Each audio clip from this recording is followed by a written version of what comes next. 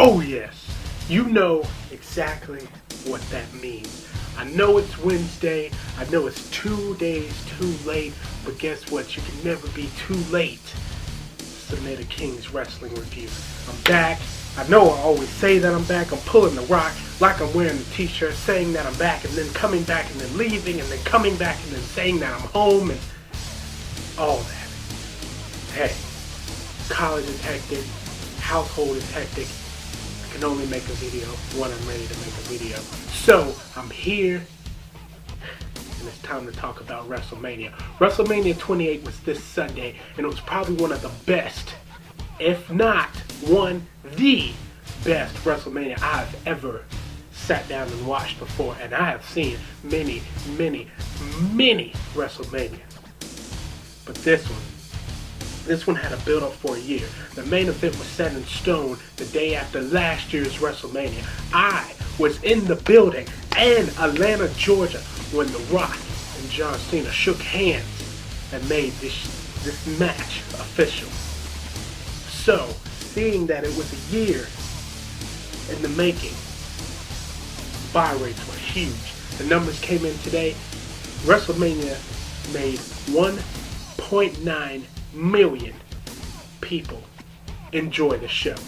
That was 400,000 more people than they even expected. The ticket buy rates still have to come in, and as soon as the DVD drops, I'm sure that thing will be gone before people can even notice that it's WrestleMania 28. Anyways, I'm not going to do a review. I'm not going to sit here and go match by match and grade them and all. No. Everyone knows that WrestleMania was a stellar show. Sure, we had some lackluster moments like an 18-second win by Sheamus. Now, Miami, if anyone watched WrestleMania noticed that Miami was fully behind Daniel Bryan. There was Yes chants, Daniel Bryan chants everywhere. Not only did the roof blow off that didn't even exist on the Sun Life Arena, but then again, if you went to Raw, the roof was open.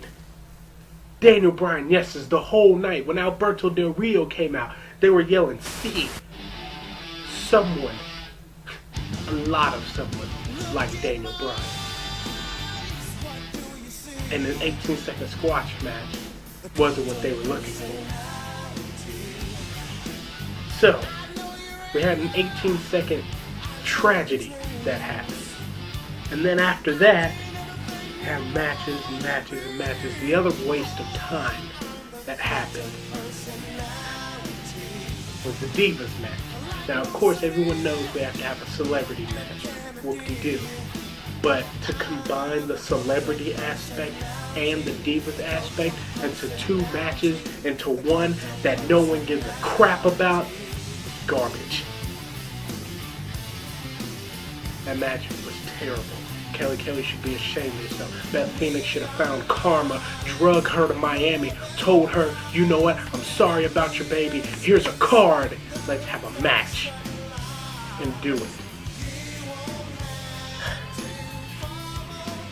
Anyway, the best match of the night, the match that stole everything away, was definitely the Undertaker Triple H match. Even though it was the third time we saw the match, it was the best match on the card. It told stories better than anything I've ever seen.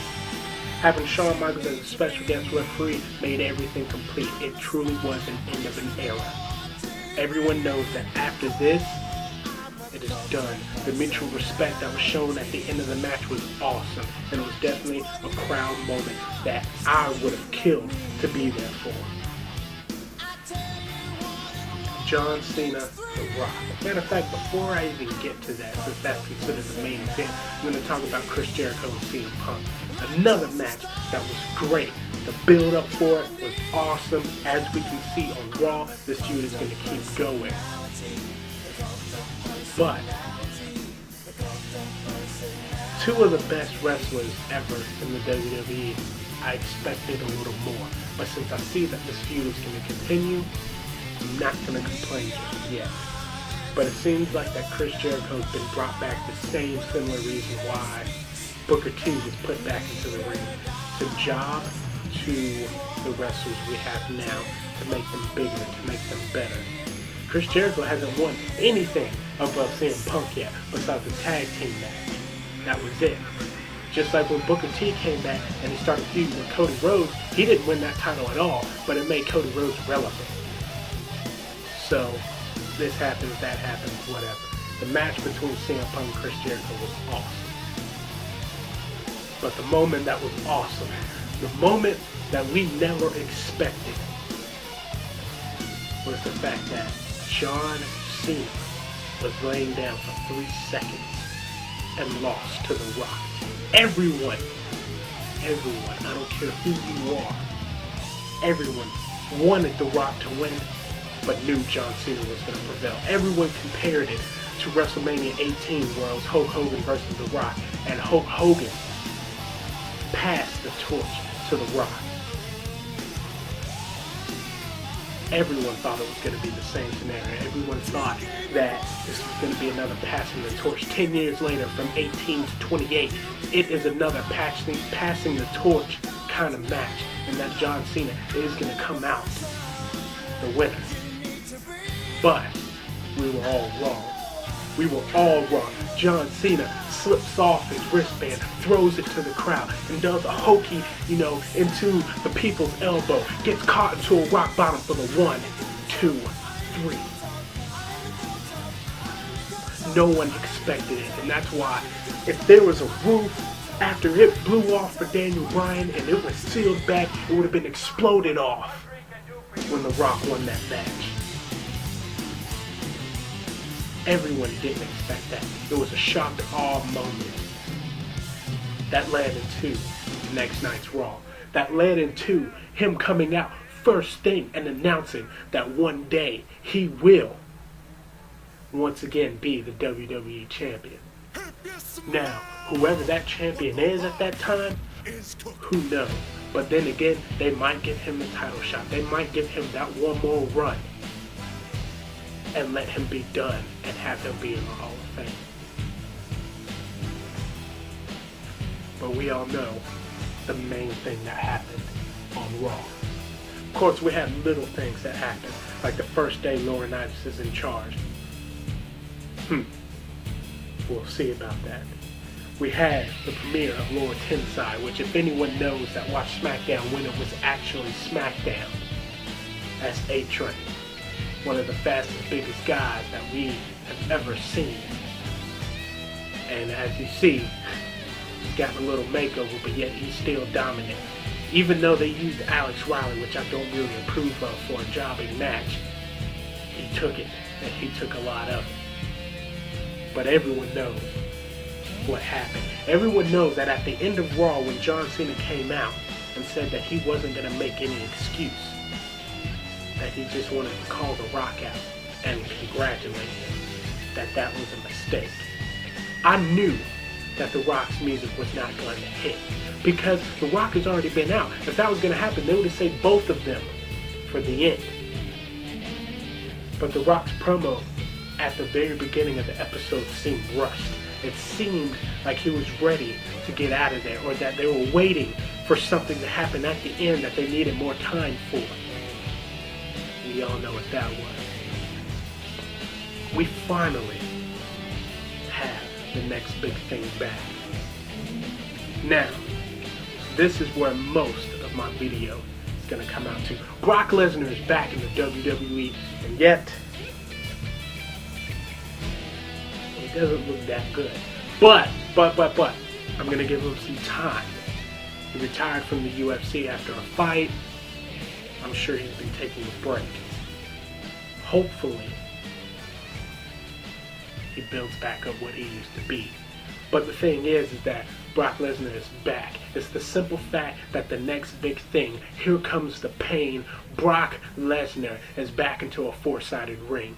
For all the people that want to call Brock a bitch for going from the UFC to the WWE, you guys can all turn off the TV and just ignore it. Time to play the game. Because the simple fact is, it doesn't matter what any of you think about this situation. Brock is making money. He signed a 1-year contract. He's going to appear 2 to 3 times out of the month. on WWE programming. But for you guys that don't know anything, Brock even said himself, I retired from the WWE because the travel schedule was hectic. I couldn't deal with the injuries, and the injuries and the travel schedule put together made it too much for me. This is coming from a person that went to the UFC and then retired. This is coming from the person you guys called a bitch because he's going back to scripted wrestling. So, in the words of this guy, I need you to know your role and shut your mouth before you start bitching about something that doesn't even apply to you. Brock Lesnar made this one of the best Raws ever. Well, in recent memory. The crowd in Miami made this the best Raw in recent memory. With Daniel Bryan, yes, it's everywhere. With we want Lesnar before he even stepped through the curtain. We've had many a times where the crowd has chanted for someone to come back and then it doesn't happen. But as soon as John Cena looked at that Jumbotron, I knew that music was going to hit. He came out and he brought the pain. He hit an F5 that shook the arena. And they're talking about having him in the ring as early as Extreme Rules. This next pay-per-view. So, I know it's Wednesday. I know I'm late. But then again, when it comes to Brock Lesnar, the WWE, The Rock beating John Cena, news doesn't get old. So, as I'm coming up on my 12-minute mark, I just want to say,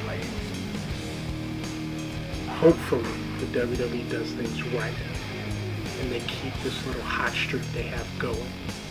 They set 3 records during WrestleMania. Attendance records, buy rate records.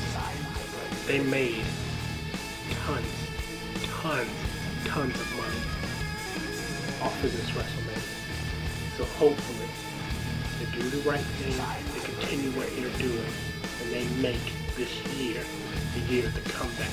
They make this year where people that enjoyed wrestling and left because that this era is gone. Hopefully they come back and they witness that the WWE knows exactly what they're doing and they're doing the best damn thing that they can to bring everyone back. Hopefully things go well. I'll be back next week and I can promise you that. But until then, keep watching wrestling. Keep enjoying what you see. And hopefully it sticks around for good. Here comes the pain.